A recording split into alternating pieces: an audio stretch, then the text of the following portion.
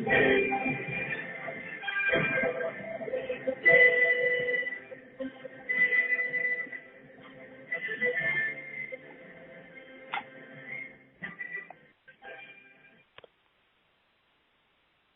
right.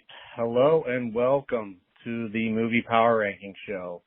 I'm your host, Gabriel Alexander, and with me today, as always, is our critic, Mike Romick. Mike, how are you today? Very good. I'm doing just fine. That's good to hear. All right. Today we are back. We've had a little hiatus here, but we had our summer vacation, and Mike's still recovering from his surgery, so we've been also tinkering with the show a little bit in the meantime as well. Mike and I did some camera tests and trying to do some video and audio for the show, but we'll see. We did a review on Sea Beast with our camera tests, and I'm not sure if I'm happy with it, but maybe you'll see that pop out there here. Maybe I'll get that out there. But anyway, today we are back with our July of 2022 recap show. Today we'll be doing, basically there were 5 weekends in July, and we're going to review all the movies that came out in those 5 weeks. There's a sprinkling of Netflix releases that also came out in July that are worth mentioning. We'll also be touching on the San Diego Comic-Con, which occurred in July. And Mike and I also, we have time permitting, we caught up on some movies from earlier in the year that we will hit on at the end of the show, time permitting. So anyway, first, Mike, I don't know if you have, well, first let's get the music out of the way. So, did you hear the music, Mike, and do you have a guess? Well, I was a little hard to hear, so I don't have a guess. Okay. Hopefully it came through on the audio. It was Superman, John Williams score. Yeah, it sounded very familiar, but like I said, it was sort of soft to me, so hopefully when you check it later, it may be better for everyone else. Okay. All right. Moving on, we usually do errors and omissions from the previous show. So I think our previous show was reviews in June movies. So anything, Mike, do you recall from that long ago that we missed? The one thing I do remember is that there was I had a little confusion about the Jimi Hendrix movie, and there was one, but there's several documentaries out there too, but there was one where they just couldn't use any music that he wrote. There was an issue with that, so there was that. So, but other than that, I don't recall anything else. Okay. I don't recall anything else either from that show. It's been a while, but we will then just get right into our July 2022 recap show. We will start with the first weekend in July. There was really only one major release, which was the Minions or Minions: The Rise of Gru. So I haven't seen this yet, but Mike, did you see it? And give us the quick thoughts on that. I did. It was just as advertised. I mean, it looked good. I laughed. It's cute. Whether it advanced anything, but again, it didn't need to. You wanted to laugh, and you did, and it was, it was well done. And once again, the critics are just don't seem to respond to it the way the audiences do. But I had a good time. I laughed. What I wanted. It was good. Did you do a rewatch on First Minions? No, I think I pretty much had that, had that nailed where I didn't need to really catch up. And you don't. I mean, it's sort of a prequel, as in the title, Rise of Gru. So, I'm sure there's lots of Easter eggs, but again, I don't think I missed anything. And are we, did I hear something about a Despicable Me 4? Did you hear anything on that? Yeah. Well, again, seeing as how it also, this Rise of Gru made money, I'm sure it's down the pipeline, but a few years away takes quite a while. I'm looking. It says 2024 4 was a potential date for Despicable Me 4, according to IMDb. So Right. Okay. okay, well, it's been pretty successful. It has a good box office. That's something that hangs around. A summer animated movie kind of hangs around because kids Yes, and are it'll out do of well on school. streaming, I'm sure, and people will buy it. Yeah. And so, they're Yeah. it's enjoyable. It's good. I won't say it's like Pixar type level because they're not trying to do that. They're just trying to make something that's fun that kids will laugh at it, whatever the minions do, and more power to them. Right. 334 million domestic. Yeah. Right now. And add in the foreign and the streaming and everything else, and for everybody's a happy camper. All right. Anything else you want to mention on Minions before we Nope. move on to the second week in July? No? Well, good. Okay. Move on. All right. Next up, the only major release the second week of July was Thor: Love and Thunder from Marvel MCU movie. So we both caught this, Mike, and you go ahead. You were hesitant about this going in. I was a little bit more hopeful on it, but I think I did end up leaving the theater a little disappointed by it. I think there's things to like in the movie, but I think overall it seemed kind of more of a filler for the MCU, and I don't know, just nothing. I don't think there was any real big stakes in the movie, which I don't think helped it. And I don't know. Like, what do you give me your thoughts on it? I agree. Spinning their wheels, and again, made buckets of money. They're very happy, and we'll be going on. But again, I don't know. And then I don't know. It's just I had reservations going in, and those reservations were met. Sure, I enjoyed parts of it. There's no question. But again, is it an absolutely necessary part of this franchise that, oh my God, you can't miss this? No. And I think it didn't look quite as cheesy as some of the previews did, but still, certainly, we saw it quite a while ago, and it certainly hasn't stayed with me. I'm just, I have a problem remembering, like I said, I like parts of it. What parts? Hard to say. It was just, it just sort of evaporates. It was, was it a necessary part of this? No, but, I think that's the lack of stakes. There's not much at stake in the movie, and so you don't really remember it. Sure. I'll rewatch it. I'm sure I'll buy it, but. Oh, of course you will. Yeah. It's kind of forgettable. I remember wanting to see more Christian Bale. I wanted to get a little bit more, serious, like a little bit more kind of cuts into MC or Marvel characters and stuff, but we really didn't get a whole lot of that. And I thought Christian Bale was excellent, but it was like he was in a different movie than everybody else. It was like, what? Like I said, not his fault, but again, his part was like he certainly didn't gel with everybody else. Which again, maybe that's part of it. So.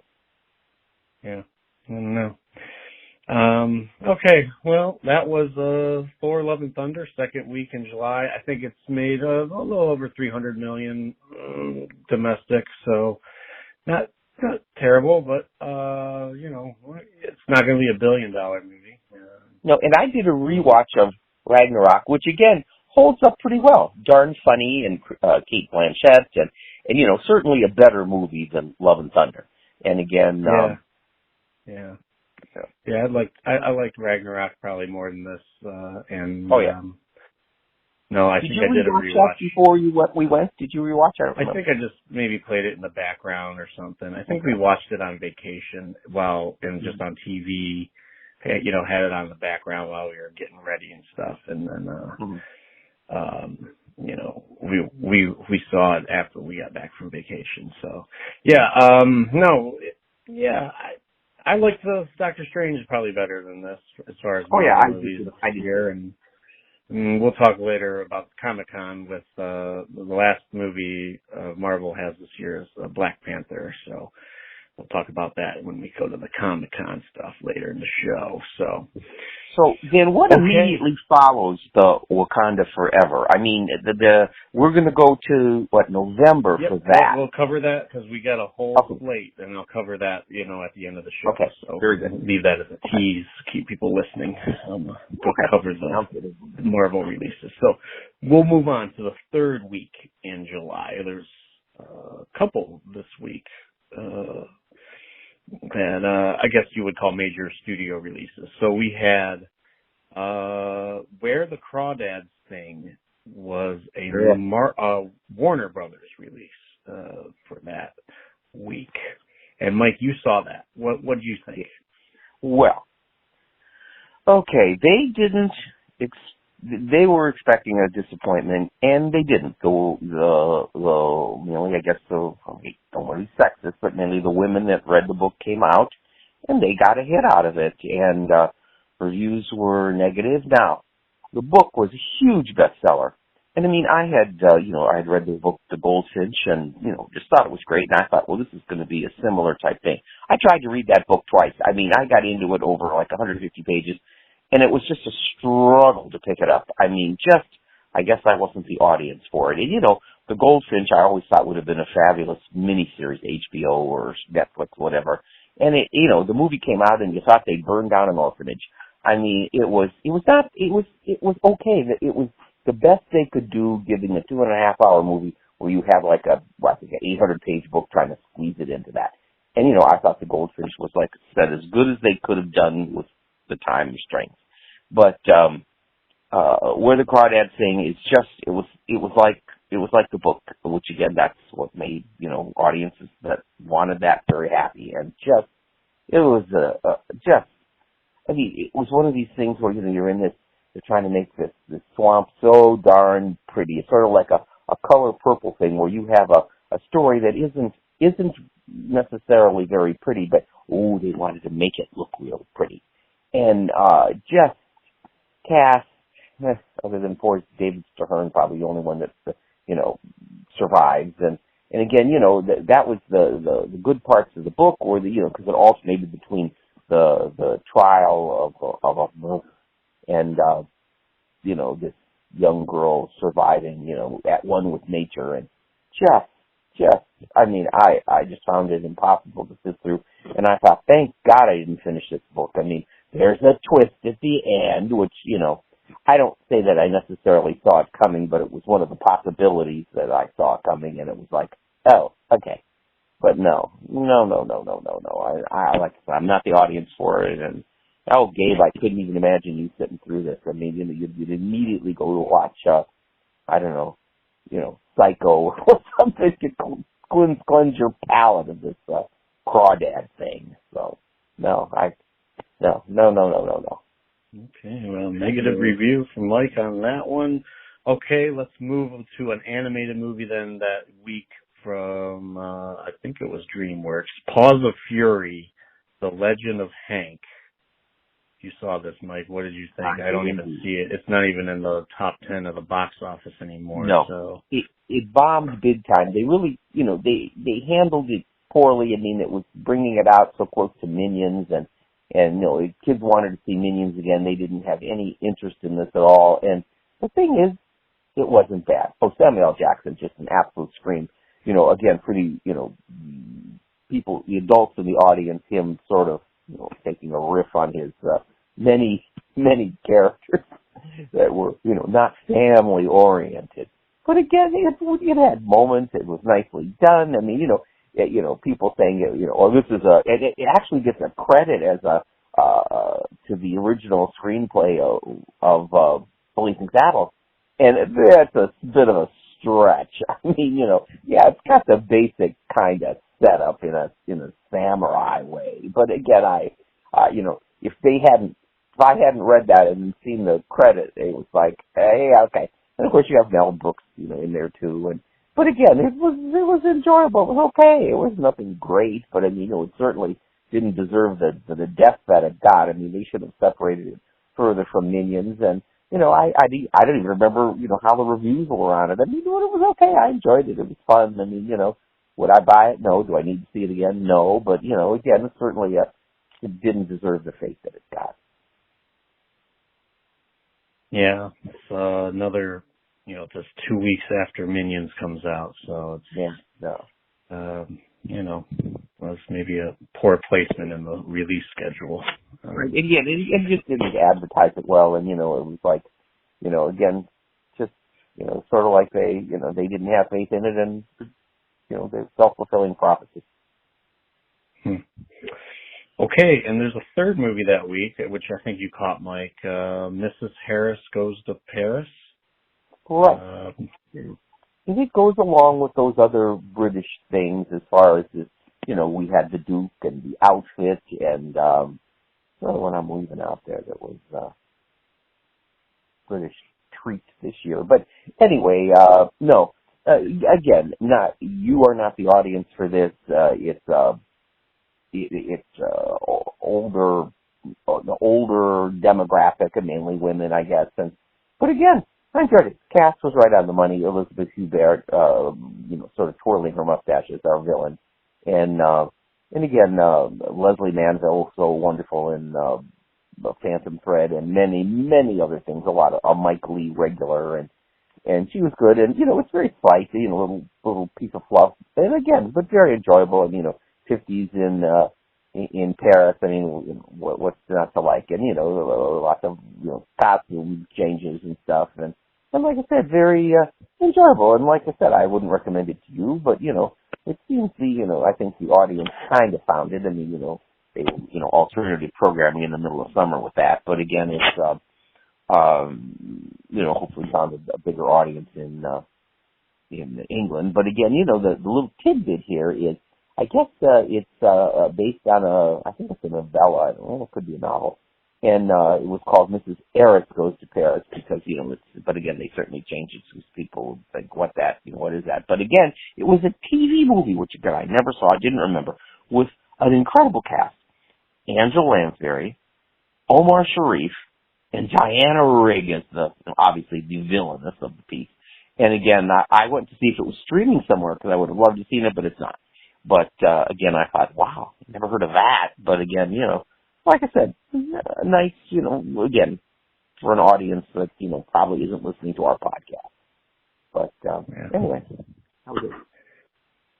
All right, well, that wraps up the third weekend in July, and then we're moving on to the fourth weekend. Only one major release that week, and it was something both of us caught, Mike, and I think both of us really liked. I think it would probably be my top movie this month, and that is Jordan Peele's Nope.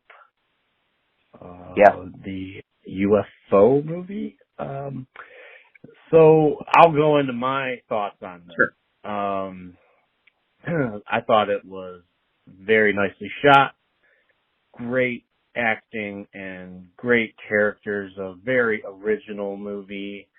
And, I caught it, I really wanted to catch it early because I was worried about people spoiling it on the internet. And I guess it's not too spoilery, even if you find out the twist in the movie or whatever. I don't think it ruins it for you that much, but still going into this afresh would be the ideal situation, like I did. And the special effects in it were amazing. The subplot with the sitcom show I thought was interesting. I was even looking at theories, Mike, about, you remember how the shoe stands straight up on end?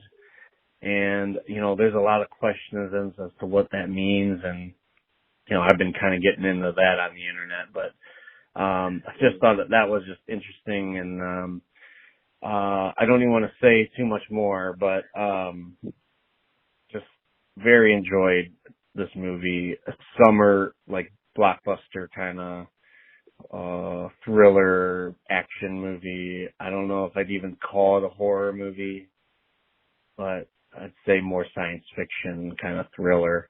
But no, what did you think, Mike? I don't know. I just thought it was one of the best movies I've seen all year. Maybe maybe the best movie I've seen. Very original, very unusual.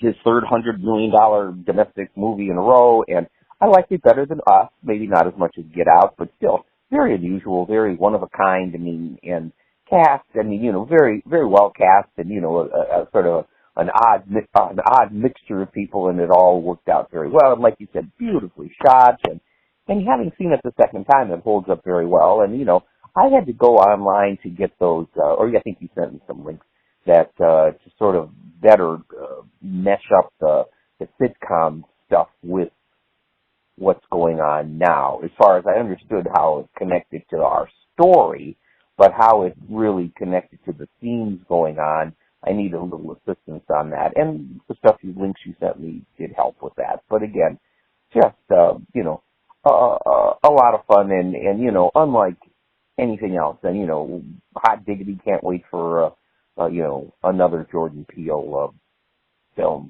in the I would definitely look forward to anything he does. So I loved Get Out, and then Us is okay. I liked it, but I'd like to see Us again. I saw it once, and it was like, I thought it was okay, but again, maybe a second viewing is in order. I wonder where that's streaming. Well, it must be. I think it's Universal, something by Peacock or something. Yeah. Well, as a side note, I watched the Jordan Peele produced, but the director was, I think, like Nia DaCosta or something, but Candyman, I am going to say watch Candyman. If you want to wait for it as an October appropriate movie, that would be great timing, because Candyman that came out last year in 2021, it's a remake or continuation from the first Candyman in the 90s, but I highly recommend Candyman. Well, I would be going into that book because I have never seen Candyman 1 or Candyman, the remake, the redo, whatever it is. So, I'm interested in, Halloween appropriate for us to give that a watch. Yeah, no, that was one of my catch-ups that I've been plowing through some movies here, so. Okay, so Nope. Mike, anything else on Nope before we move on? Would you, recommend it? Like I said, if anybody's been able to keep away from spoilers, I'm happy for them. But like I said, I agree with you that even with some spoilers spoiled, you can still get much enjoyment out of that. Yeah. All right, and I will be buying Nope, that's for sure. I have a lot of good answers on that, I would hope. Yeah. All right. Fifth week. We had a fifth week in July, and two movies of consequence came out that week. First one, Mike, you caught it, I think. DC League of Super Pets. Got our first DC movie of the summer. So, what did you think? No. I was looking forward to it. I thought the preview seemed funny, and it wasn't. I mean, I love Kate McKinnon. She's wasted as our villainess, and then you had, a lot of the DC characters these are their pets, and they have, little appearances, and it's totally wasted. Other than Keanu Reeves was pretty much a scream as Batman, but again, minor, teeny. We're talking maybe 5 minutes, maybe. And Dwayne Johnson, no. Kevin Hart, no. I mean, the story, there was maybe a good movie in there. They didn't make it. The animation looks fine. That wasn't the issue. But again, it wasn't that funny. I mean, I thought it went, I think it's a little shy of 2 hours. It seemed way longer than that to me. And, they were disappointed in the results. And again, there was potential there. And I don't know, like a DC curse or something. I don't know. But it was a disappointment all along. I mean, it had a potentially, a terrific voice cast, but, it was the script that was, really had problems. I mean, it just it didn't work for me, and, I couldn't even imagine sitting through that again. And, and I don't think, I'm trying to think of the audience, it was just very sparse, and, we'd try to go in, not when there's a lot of people, and, in the late afternoon, but again, it was, you could tell, there wasn't much of an audience response. I mean, laughing and stuff. We went to the Minions, and there was, noticeable audience response to that. No, not on the big fest. Just, I don't know. Now, will you buy that? Oh, I might have to catch it on HBO Max before I buy a sight unseen. I don't know. I do have mostly everything DC, but we'll get into DC's saga later when we do the San Diego Comic-Con news, because there was some extra news that came out from DC as far as the canceling of films, and they have the Batgirl business. So yeah, we'll save that for a little bit later once we finish up our recap. But okay, there was one more from the last week in July, Mike, which was Vengeance from BJ Novak. What did you think? I don't really know much about this. I know we briefly covered it on our summer movie preview. It was like a quick mention. But what did you think when you saw this? One of the best movies on our radar.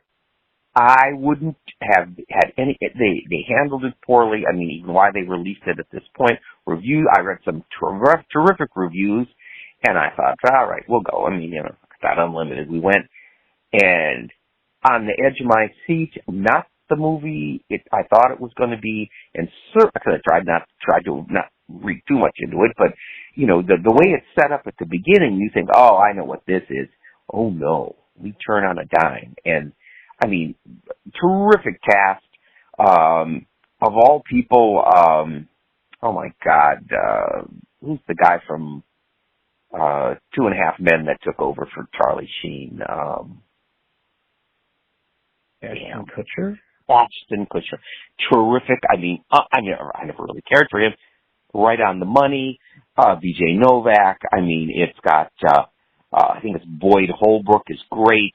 I mean, you think the less you know, the better. But again, it's in line with like a Coen Brothers, Blood Simple type thing, and fish out of water type thing also. But again, really good, terrific ending, terrific all along, wonderful dialogue, and I mean, nobody went. I mean, I think it was one weekend out.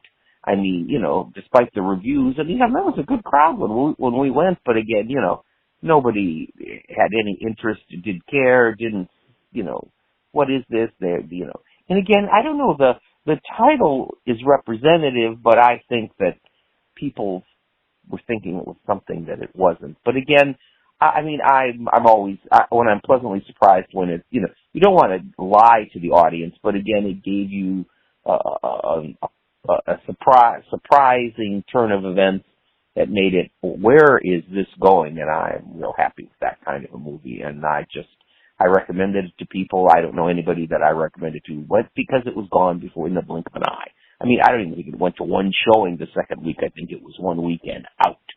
So when it comes out there streaming, do Vengeance. I mean, it's going to be, I think it's pretty much going to be on my 10 best list. I mean, it was that kind of a movie. And that and Nope, I mean, hot diggity, what a 1-2 punch that was. Not that they're anything alike, other than I think you could say sort of the locations could have been nearby, but we'll leave it at that.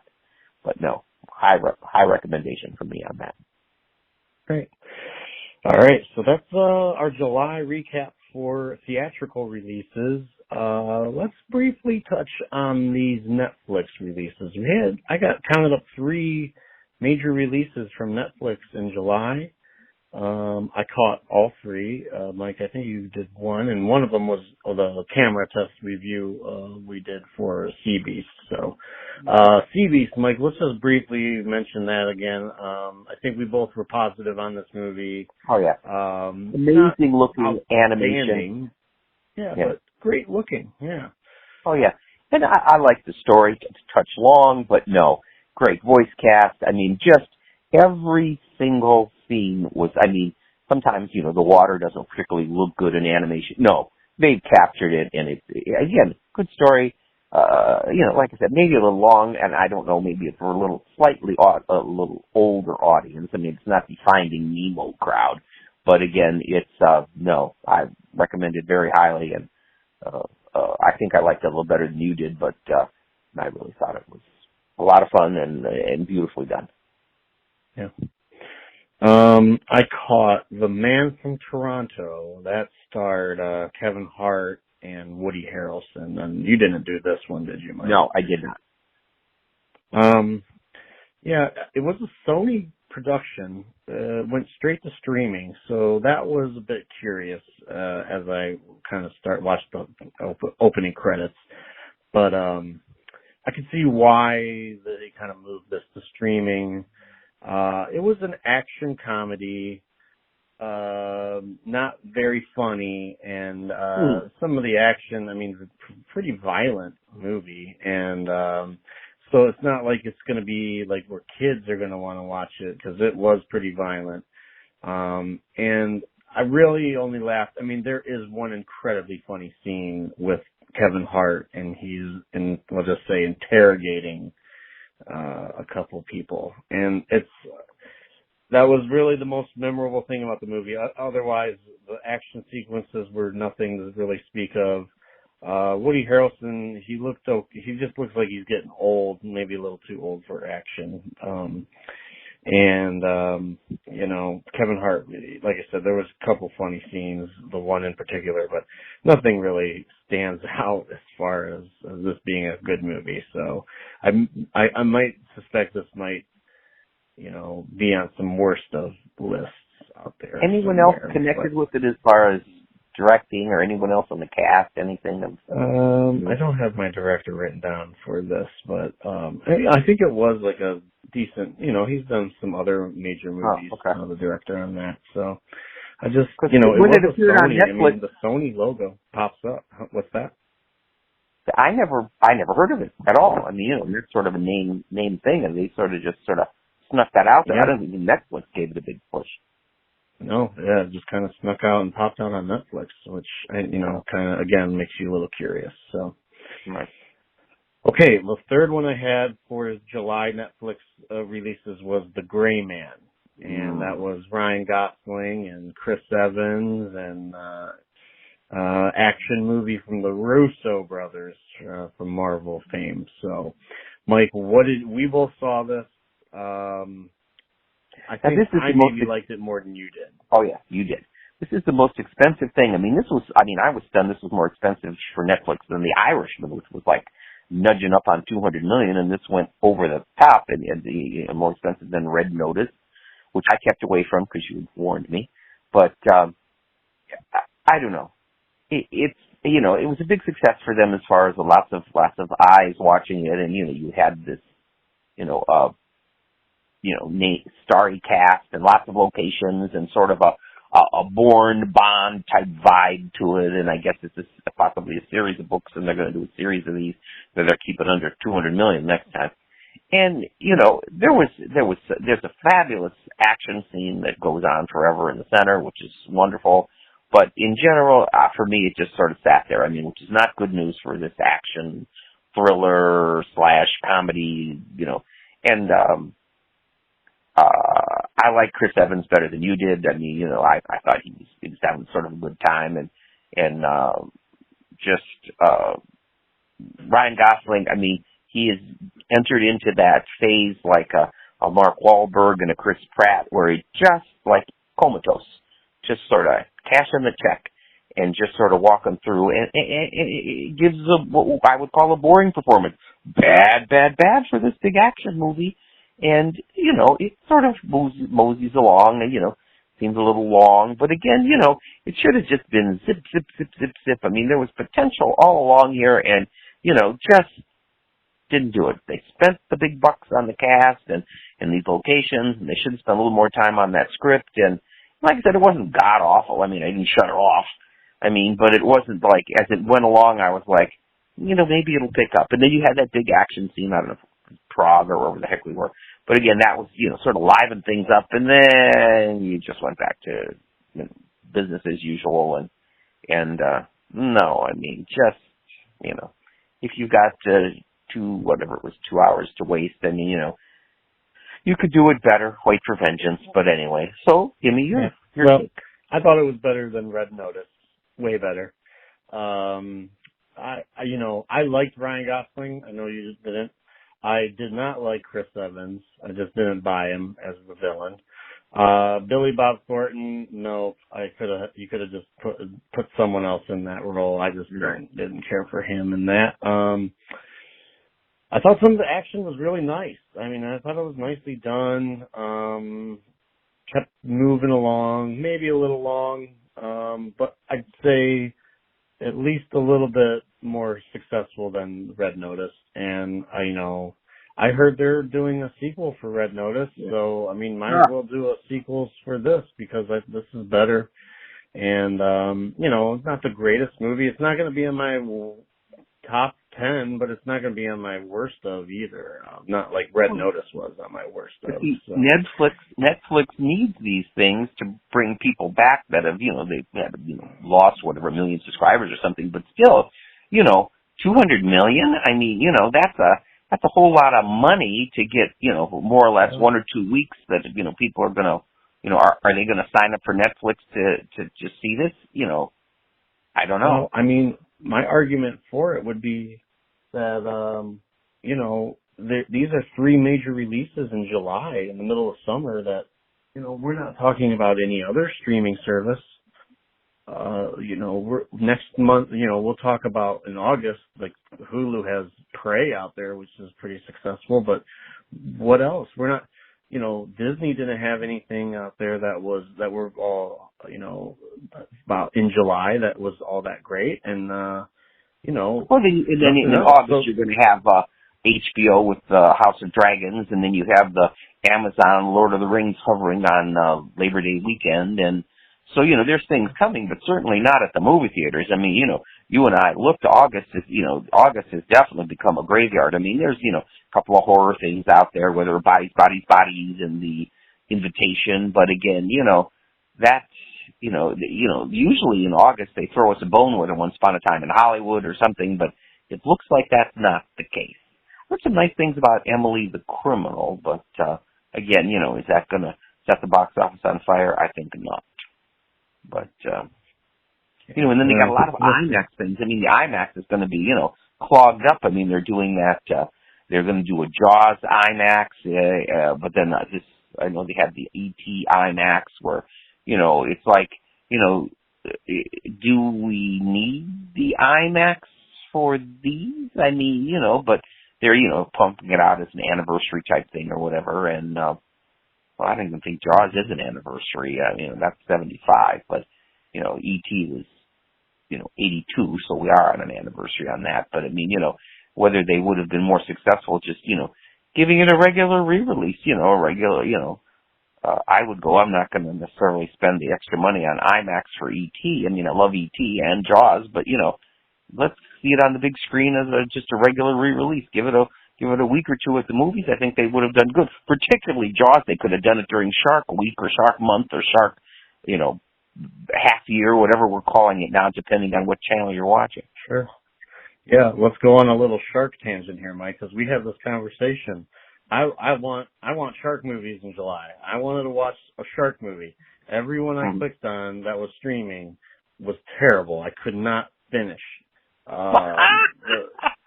So we started debating, like, what are the top shark movies out there? You've got Jaws. Okay. Yep. We've got, The Shallows. That's the one with Blake Lively. I think that's a good shark movie. 47 meters below? 47 meters down. Yeah. Down. 47 meters down. That's a decent shark movie. Okay. The Meg for me is a decent shark movie. And it's a guilty pleasure, but I enjoy the Meg, yeah. Guilty pleasure, and Deep Blue Sea, I think, is a guilty pleasure shark movie. Excellent. Oh, well, Deep Blue Sea, the first one I think is very good. And then of course you have the documentary Blue Water, White Death is excellent. Yeah. But beyond those, we were like, we can't think of another good shark movie. Open Water. Open Water, the first one, yeah. The first one. I saw a movie called The Reef, which was okay. The Reef, movie. Yeah. Uh-huh. But I guess this is our call that we want more shark movies. I think if I was a famous director, I would want to make a shark movie. There's been rumors forever that not Spielberg is going to direct, but he's going to produce another Jaws movie, whether they have the nerve to call it Jaws, what would it be, 5, I guess? Or whether, not that they're going to remake it, but they're going to do it with, like CGI that would really be something. Now, whether that's a good idea or not, I don't know. But of course, you watch the news and you see these politicians or whatever saying it's safe to go in the water, it's good. And then I would say every couple of days there was something on the news where, someone was attacked by a shark, and then you have, oh, no, we've made it safe, and then all of a sudden it's not safe, and it's like, I just see it's Marie Hamilton, right? Who's the mayor of Amity, it's fine, that's fine, nothing to worry, nothing to see here, just fine, come out swimming, come to the beach. Yep. Like, it's I love it. I love the beach. Art. Yeah, I love the beach. I don't like going in the water as much, and I'll go into like my ankles, but I don't need to. I don't need to go where the sharks are. I'm good. Well, also, I've never been I've never been the person to lay on the beach or whatever and get a tan or something like that, and fall asleep and get a sunburn. But again, you go in the water and it's not so much the sharks. As well, if you've got seaweed and junk, and I don't know. I just never got the If I'm going to go swimming, give me a nice clean pool. That's it's fine. So I can do that. I do want shark movies in July, and I want to watch them, and I can never find any good shark movies. So, okay, moving on. That was our shark tangent, because that was Shark Week happens in July. Shark rant. So your shark rant. Yeah, Shark rant. Shark Week was in July, so it's appropriate for our show today because it's a July recap. Okay, Mike, anything you want to say about the movies that came out in July? No, a couple of good ones, a couple of crappy ones, and ready for the Oscar bait. The stuff that's coming to the Toronto Film Festival and Telluride and the New York Film Festival. I'm ready. Ready. Okay. Well, another event in July was San Diego Comic-Con. And so I'm going to go on a little Marvel and DC news here. Okay, you do it. Everyone, might have heard this already, but I will give my thoughts and stuff as I go along on this. So let's get the easy one out of the way, which was DC. They were not really present at Comic-Con this year. We had a new Black Adam trailer that comes out in October this year, I think. How do you think that looks to you? I don't know. I got a couple doubts on that, so we'll see. You as well? Yeah. Oh, yeah. Now, do you know if it's R or PG-13? Can you pull that up? Or is it maybe not rated yet? I'm gonna guess PG-13. That'd be my guess. But let's give it want it to be an ongoing thing. Let's give it an IMDb search and see. I don't know if they were going to try and do a Deadpool where they were going to make it R, but probably not.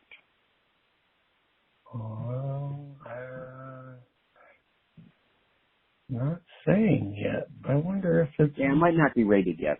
Not rated yet. Yeah. No, not seeing it at the top of the page or seeing it's not at the bottom in the technicals either, so... Right. So it's not rated yet. We'll see. It's not on the poster either, so... Probably doing screenings and stuff and seeing how it's going. Black Adam had a trailer. I'm sure they showed some more stuff, not that for the people that were there, but right. I'm excited for, Justice Society of America, or not of America, but Justice Society is going to be in the movie. I've read some things recently where they may be thinking of making Black Adam like the Thanos in the DC universe. We'll see. I'll see it either at the theater or when it comes out streaming, or I'm sure I'll buy it. But that was one of the movies DC had. They did Shazam had a trailer come out during Comic-Con, which I saw. It looks like filler to me. It doesn't look like it's really going anywhere in that movie. It looks like it might be maybe a fun movie, but I think they have some doubts about Shazam.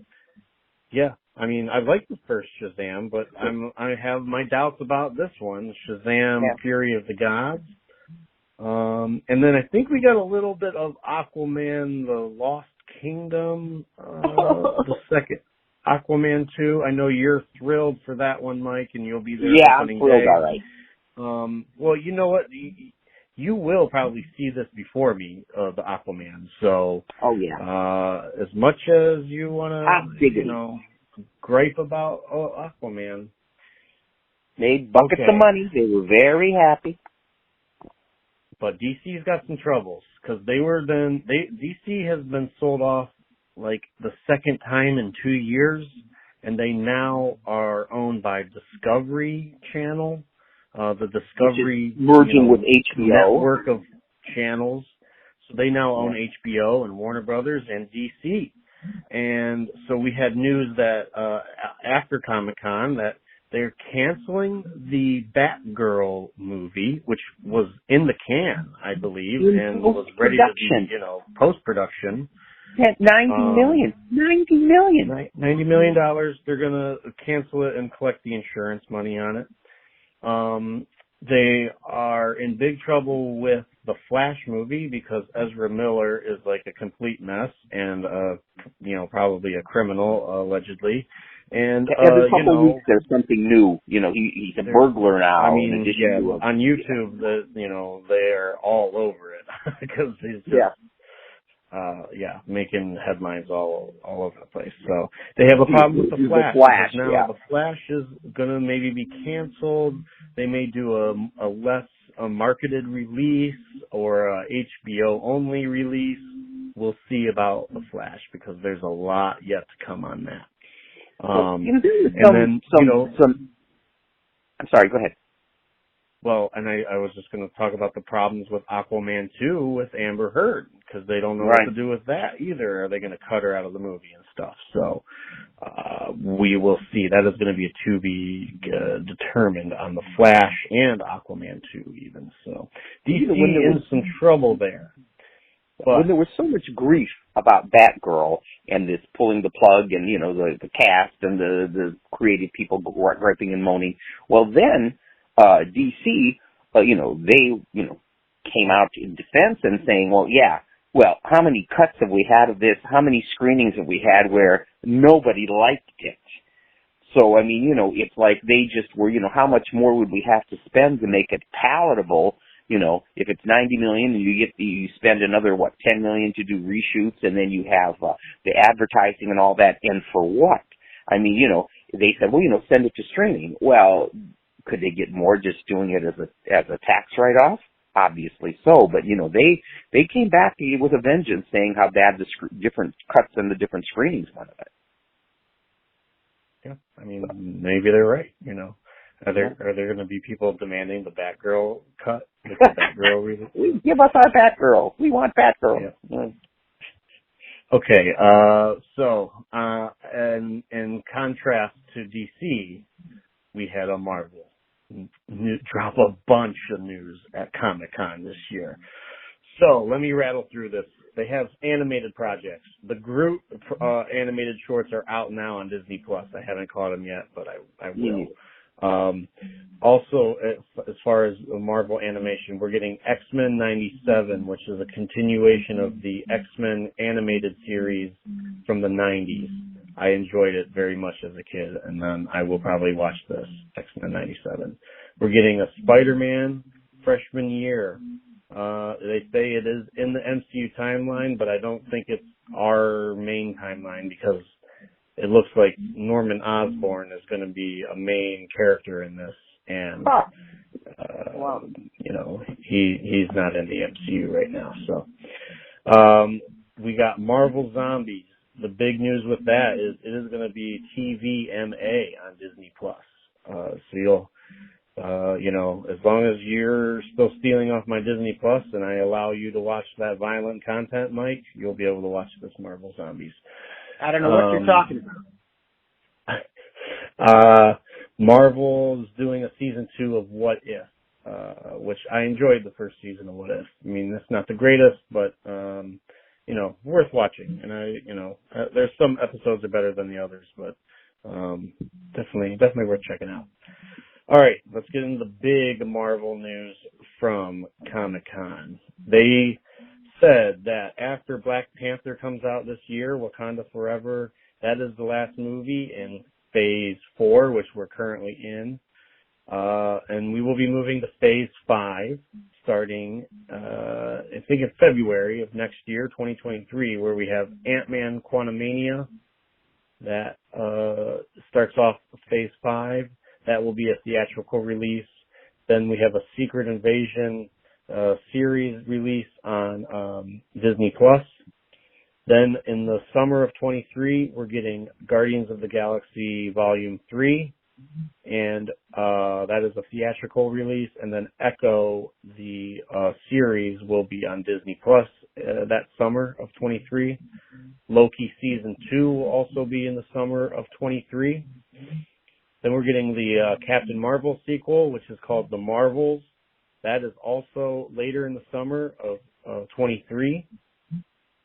We are getting in November of 23, I hope they move it to October. That would be the smarter move. A Blade movie finally coming out in the MCU with Mahershala Ali. So that is in the fall of 23. That's right. Ironheart, the Disney series, Disney Plus series, will be out in the fall of 23. Mike, did you have something you'd say? Yes. Any word on Mandalorian 3? I believe that's this winter. The either late 22 or early 23 will be Mandalorian season 3. Yeah. But let's be honest, Star Wars is getting blown out of the water by Marvel. Mandalorian is the diamond in the crown. The one standout out of all of the other garbage that really is out there. I mean, and then while Marvel comes out with hit after hit. All right, I'll move on. So we're going into 2024 now, and that will start with Agatha. Coven of Chaos is winner of 24 on Disney Plus. What is that? Daredevil, What is that one? That is, I would think, more of like a sequel to the WandaVision series. Oh, gotcha. Okay, right. Gotcha. Yep. Okay, Daredevil, Born Again. So they're restarting Daredevil, and that is going to be on Disney Plus. It says it's going to be an 18-episode run. Wow. For that. Then in the summer of 24, we're getting Captain America 4, the new World Order, with Sam Wilson as Captain America. And then later in the summer of 24, there's a Thunderbolts movie, which is Marvel's version of, I would say, the Suicide Squad. You could also call them like the Dark Avengers, but basically a bad guy or anti-hero team is the Thunderbolts. And then the final big news was in fall of 24, the Fantastic Four movie will come out. Which will be the big movie. Spider-Man is supposedly going to appear in that movie. That will be a gigantic movie.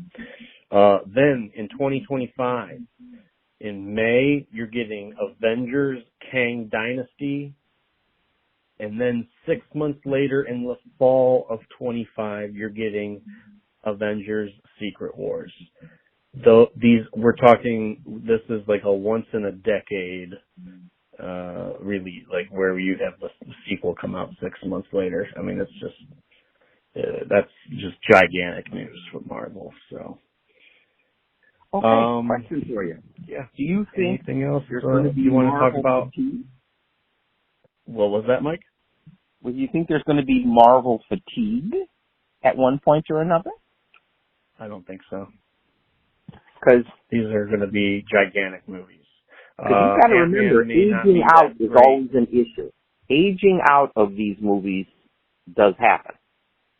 I know you doubt this, Mike, but I'm just saying it right now. Guardians of the Galaxy is going to be one of the biggest movies that year. Blade will be one of the biggest movies that year. And then with the Captain America, Thunderbolts, and Fantastic Four all coming out in 24, those are going to be huge. And then the two Avengers movies, I mean, it's going to be huge, Mike. It's going to go run another decade. they're going to be dominant for another decade. Well, I'm sure they hope you're right. I hope I'm right too. I like being right. I like being predictive. So, okay. Anything you got to add about Marvel and DC before I think there was a few other things. We had a Dungeons and Dragons trailer come out in Comic-Con. Did you see that, Mike? Is that a series or a movie? It's a movie. I think I don't even, it has a subtitle to it, but it's got Chris Pine and that Reggie Jean Page from Bridgerton. Oh yeah, from Bridgerton. Yeah. Yeah. I don't know. He was pretty awful in The Gray Man. Oh my God. Yeah, I think that was a miscast in The Gray Man. So. Yeah. Okay, Mike, we're gonna just rattle off some catch-ups. We caught up on things from earlier in the year that maybe we didn't catch. So we did we tried to do a Morbius review for our camera tests and stuff when we were testing around with our mics and our camera. But let's quickly say Morbius. What do you think? Is it not as bad as everyone says, or not any good, but not as bad as everyone said? I mean, we sat through to the end. I mean, so yeah, no, yeah, not terrible, but not as bad as everyone said, but still not great or not even good movie, but.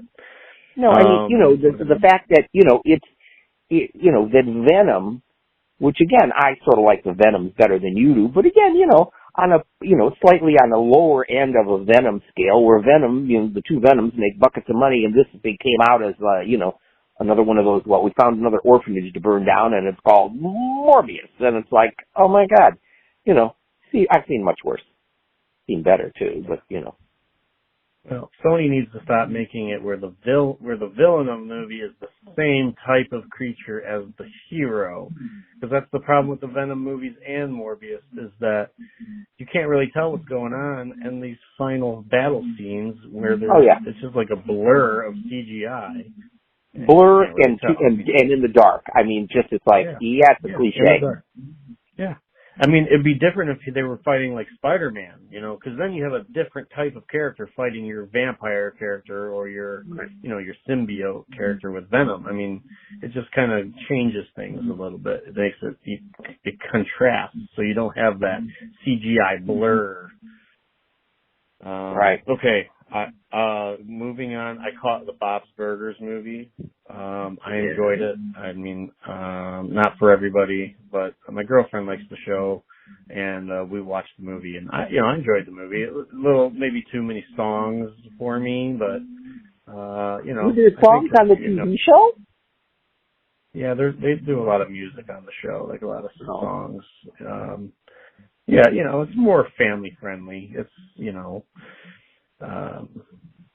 I'm not the biggest fan. I like a little bit more edgier animated shows, but it was good. Good for kids. If your kids like Bob's Burgers, I mean, they can watch this. So, and I know you started it, Mike, and didn't finish it. I went all the way through. I did the RRR from India. Yes.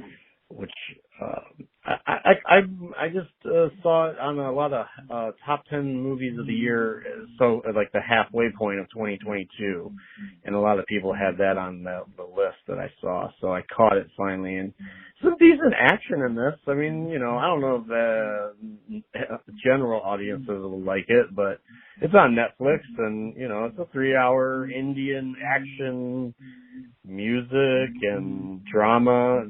It's all over the place, but I had read reviews like you did, and I started it, and the action was CGI, groups of zillions of people, but I thought the acting was fair to poor, the dialogue fair to poor, the story I could care less, and I went into it about I think 35 minutes, and I thought, I can't do another 2.5 hours of this, and I just gave up on it, despite, which was some pretty darn good reviews, and, I'm glad you finished it. I'm very rare that I don't finish something. I mean, it's like, I went to the end of where the Crawdads sing, I mean, as far as the movie, but I mean, it's just, I was like, no, I just couldn't. I mean, I'm sure, the action scenes were almost repetitive to me. And again, not that they weren't well done, but again, it was like, no, I just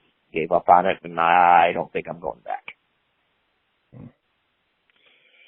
All right. Well, that gets to the end of my list for today's show. I think we'll wrap it up, Mike, unless you have anything else you want to say. Well, I have a question. You finished Lightyear, didn't you? Okay, yeah, I could touch on some other things I saw. I saw Lightyear. I liked it. I would recommend it. I thought it was visually great, a little bit of a weaker story, but I liked it. Definitely would recommend it. We'll talk about I like it better than you do, and it's got this taint of being a failure, and it's like, no, it's not at all. No. Yeah. No, I liked it. I don't know. I don't think it deserved it. I think it's definitely worth seeing. It's on Disney Plus now. Next time we'll talk about Prey, which is an August release on Hulu in the Predator series. Definitely a worthy entry in that series. I caught up on Belfast. I liked that very much. House of Gucci did not like as much. I think you liked it. And I liked it better than you. All right. I caught up on Uncharted. Oh boy, I did not like Uncharted. Two or three good action sequences, and the rest of the in between is basically so. A poor man's national treasure, but still costs buckets of money. And the old sleepy Mark Wahlberg there. Caught up on a couple other things. I saw Sing 2, which I don't think you saw either one of those. No. It was an animated release. I can't recommend it. It wasn't really that great. I caught the Edgar Wright Last Night in Soho. I kind of like that. Maybe recommend that.